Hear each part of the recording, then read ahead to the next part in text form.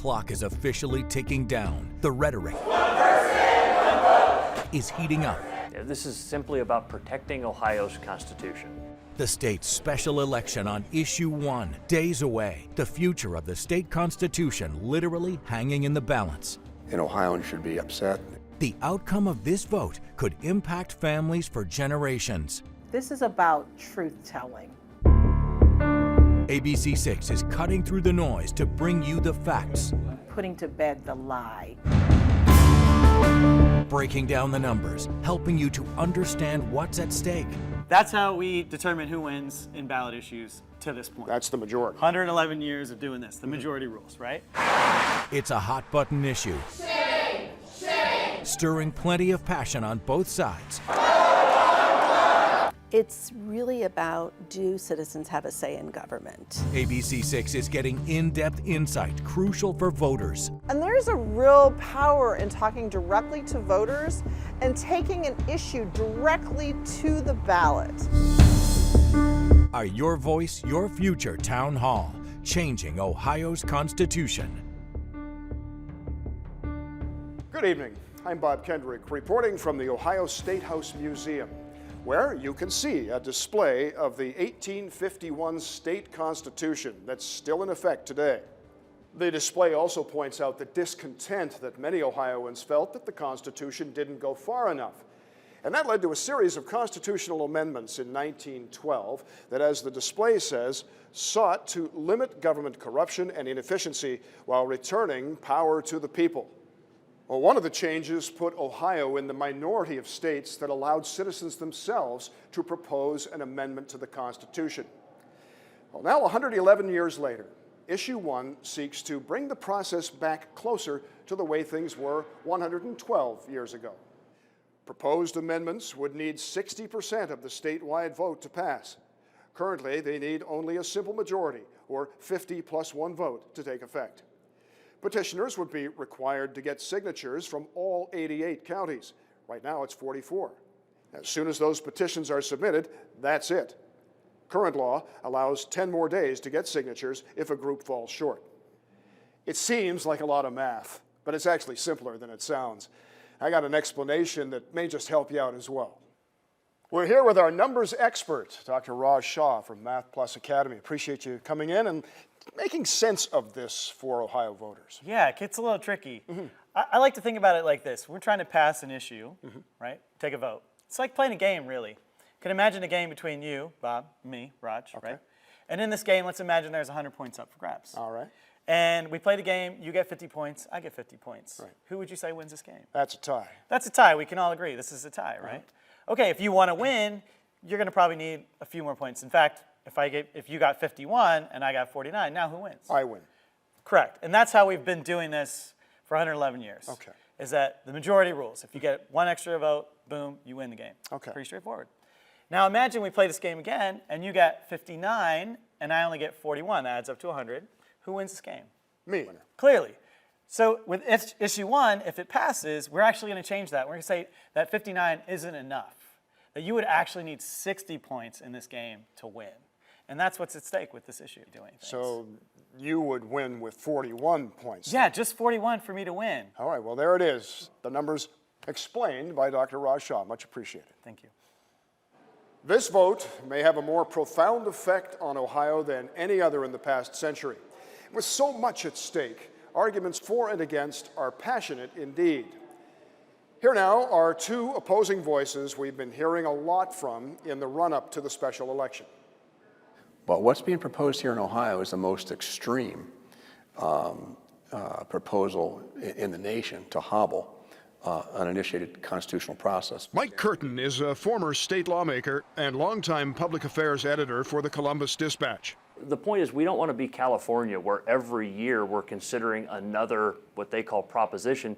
Republican Secretary of State Frank LaRose is tasked with bringing Issue 1 to a vote. He also supports the measure. We asked essentially the same questions to both men. Here now, you'll hear both for and against Issue 1, starting with why they think it would be good or bad for Ohio. Yeah, this is simply about protecting Ohio's Constitution.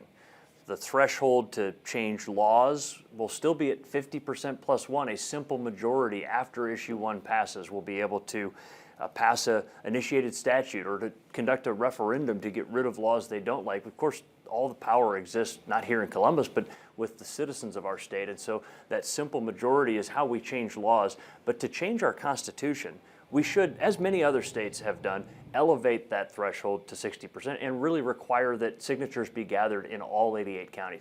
Ohioans have responsibly had and they've responsibly used the initiative process for 111 years.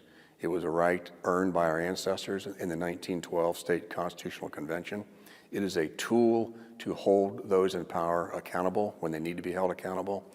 And this is a raw attempt by the politicians of the State House to take away that hard-won right that Ohioans have responsibly used for 111 years. Well, a state constitution and a federal constitution are different documents with different purposes. Is the need for state issue 1 supported by the fact that the U.S. Constitution is so much harder to amend? I think absolutely. It takes 75% of the states to change the U.S. Constitution. That means that you've got to build a consensus, a broad agreement before you can change our nation's founding document. Contrast that. The state document, the state constitution, it's been amended almost 200 times. And again, its threshold for amending is the same threshold for passing just common day-to-day laws. And that is what needs to change. It's comparing apples and motorboats. All state constitutions are much longer and much more detailed than the U.S. Constitution of necessity. The founders intended it that way. The framers of the U.S. Constitution intended to have a lean, spare document. We have the 9th oldest state constitution in the nation. It's an 1851 document, and we have to amend it from time to time to keep up with the times. When you look at that 1851 document, there's a lot of old, archaic, no longer relevant sections in it. We must update it decade by decade, as Thomas Jefferson taught. It was designed to be a living document. And so for sponsors of State Issue 1 to say it should more resemble the U.S. Constitution, they simply don't know what they're talking about. They don't understand federalism. State constitutions must be living documents. And back in November, you said if you raise the signature threshold, that would make it effectively harder for Ohioans to put an issue on the ballot. That would disadvantage those truly citizen groups that want to get out there with clipboards and make it happen. You may actually, your words comparatively, advantage the special interests because the special interests may be able to afford the $1 million to $1.5 million to hire more people with clipboards. Were you wrong? Not necessarily, but this was also not my decision. The state legislature chose to write the language that is now issue 1. They're the ones that referred it to the ballot. It's their power to do that. I'm a fan of raising the threshold and leaving the signature, raising the vote passage threshold and leaving the signature gathering threshold alone, but that wasn't the decision that was made by the state legislature. It's not insurmountable, however. What we're talking about is requiring signatures in all 88 counties because a change to the Ohio Constitution impacts all 88 counties. And so if you want to change our Constitution, if you want to propose a change to our Constitution, it's not too much to ask to gather signatures in all 88 counties, and it's just a little bit of extra work to get that done. If you have an 88 county signature requirement, mark my words, what you will have when people attempt to qualify initiated amendments for the ballot is extensive campaigns in a handful of counties, probably those smaller counties, to just say no to that petition. You know, just don't sign that petition. And with that kind of campaign, if it's successful, you've allowed not only the tail to wag the dog, you've allowed the freckle on the tail of the dog to wag the dog. I guess I appreciate the analogy, but the great debate that goes on in any society is about what rules we want to change, what rules we want to keep the same. So let's take a small county. I think that the signatures that you would need in a county like Vinton County would be like fewer than 200. If you can't find 200 people in the whole county that think that your idea is at least worth putting on the ballot, right? They're not saying I'd vote for it. They're just saying the people should be able to decide this. Then you probably have a pretty weak argument for making that issue, part of our Constitution. The proponents of that 88 county signature requirement know exactly what they're doing. It's meant to put a bullet through the head of the initiative process. How important is the abortion issue in the Issue 1 campaigns? Abortion is not on the ballot on August 8th. Abortion will be on the ballot in November. The only thing on the ballot on August 8th is your right as an Ohio citizen to use the initiative process to place issues on the ballot to amend the Ohio Constitution if your fellow Ohio citizens agree. Of course, for some, that may be the motivating factor, but it's certainly not the only factor. And this is one of the real, I think, lies that's been told by the no on issue one crowd is they've tried to say that this is just exclusively about abortion. Well, that's one of many things that I don't want to see included in our state constitution. Some of the arguments for and against issue one from two men on the front lines of the debate. And a final thought from both. And Ohioans should be upset, they should be offended, and they should make sure they slam this thing down on August 8th. Something as consequential as a constitutional change should be elevated to a higher standard, and that's the simple matter that we're debating here. Welcome back to Your Voice, Your Future, an ABC6 special in-depth look at State Issue 1. Well, we've just heard from prominent voices on both sides of the issue. Now let's bring in veteran political investigator Darrell Rowland for a fact check of what we've heard. Hi, Darrell. Hey, Bob. Both Mike Curtin and Frank LaRose had some bold statements in our interviews with them. Let's fact check some of them. First, Mike Curtin had this to say about something Frank LaRose said. He went through an entire year re-election campaign last year, running for Secretary of State, Chief Elections Officer of this state, not uttering one word about this pressing issue. That's not true.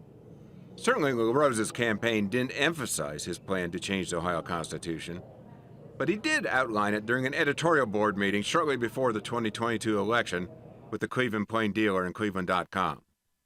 LaRose, on the other hand, went too far in blaming issue one opponents for emphasizing abortion. This is one of the real, I think, lies that's been told by the no on issue one crowd is they've tried to say that this is just exclusively about abortion. Our founders. But the abortion issue is the centerpiece of the yes on issue one side's first TV ad. And LaRose himself had this to say to Seneca County Republicans in May. This is 100% about keeping a radical pro-abortion amendment out of our Constitution. The left wants to jam it in there this coming November. And so, yes, it's about abortion, but it's about so many other things as well. Perhaps the biggest factual dispute between LaRose and Curtin was over the impact of sharply increased signature requirements for citizens to put any proposed change of the Constitution on the ballot. Currently, a minimum number of signatures, equal to 5% of the votes cast in the latest election for governor, is required from 44 of Ohio's 88 counties. Issue 1 would mandate that amount from all 88 counties. And it's just a little bit of extra work to get that done. It's meant to put a bullet through the head of the initiative process. Who's right? We turn to two Ohioans well-versed in qualifying issues for the statewide ballot. One on the right, one on the left. Dave Zanotti, CEO of the American Policy Roundtable. Catherine Terser, Executive Director of Common Cause Ohio. If issue one passes, what is the prospect for future citizen constitutional amendments in Ohio? Well, I think it's not good. The only people that will be able to do this kind of citizen initiative are not the citizens of Ohio. They're going to be wealthy special interests. Hey, you certainly got both sides of the political spectrum there. Thanks. I was especially intrigued with Dave Zanotti because he challenged some of the perspectives of his fellow pro-life conservatives. Well, as always, thanks for keeping an eye on the facts for us, Darrell. Thank you. We have no doubt come to realize now that abortion is central to opposition or support for issue one. It's the gorilla in the room without actually being on the ballot in this special election. And that's why we think it would be valuable for you to hear both sides of the debate. What supporters and opponents of an abortion rights amendment to the state constitution want you to know before you cast your ballot. We begin with Ruth Harmon. As a young woman, she terminated a pregnancy and now is a prominent pro-life voice. She supports issue one. What I realize is that trying to erase a memory is really just living a lie. And it's a lie that keeps living until you decide to stop. And what I know was that what I believed an abortion would fix was a lie, because it doesn't fix it. I will forever and always be someone who was pregnant and ended the pregnancy, and that doesn't go away. It was painful. And and a life is not, being pregnant, an unplanned pregnancy does not ruin a life.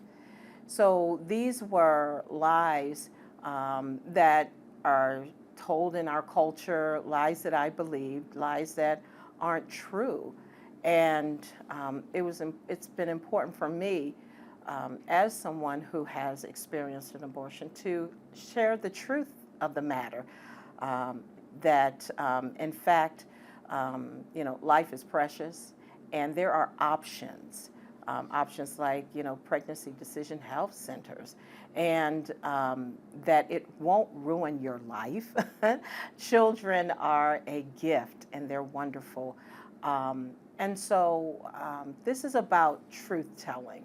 Are you concerned that without Issue 1 passing, that abortion rights are going to be enshrined in the Constitution? I'm very concerned about the fact that Ohioans predominantly care for life. And more importantly, I am concerned that our Constitution is being used as a tool to circumvent the legislative process. Dr. Anita Somani is a Democratic state lawmaker and a longtime OBGYN physician. She opposes Issue 1. As far as patients go, so often people don't know at 6 weeks that they're pregnant. So if somebody has a heart condition, if somebody has a severe condition that's life-threatening, and they don't know that they're pregnant before that 6-week mark, it's devastating. We recently had a patient like that. She had a condition called pulmonary hypertension, where it's over 50% mortality for mom if they carry a pregnancy. So the recommendation is almost always to terminate the pregnancy or to have a surrogate carry a pregnancy for you. And so when this patient, when she found out that she was pregnant, it was beyond 6 weeks. Again, not because of any fault of her own, but birth control fails. Birth control doesn't always work. And so she was forced to go to Michigan to have the termination. But then once she got to Michigan, the cost of having an abortion was almost prohibitive. These decisions should be left to the patient and the physician. We shouldn't be politicizing these decisions when it comes to at what point should you say that abortion should be illegal. So even though the push to talk about Issue 1 in the context of abortion is there, it's much more about restricting the ability of citizens to change the Constitution. Now, it doesn't change the fact that at the State House, as a state representative, I can still change that Constitution with a 50+1, with a simple majority.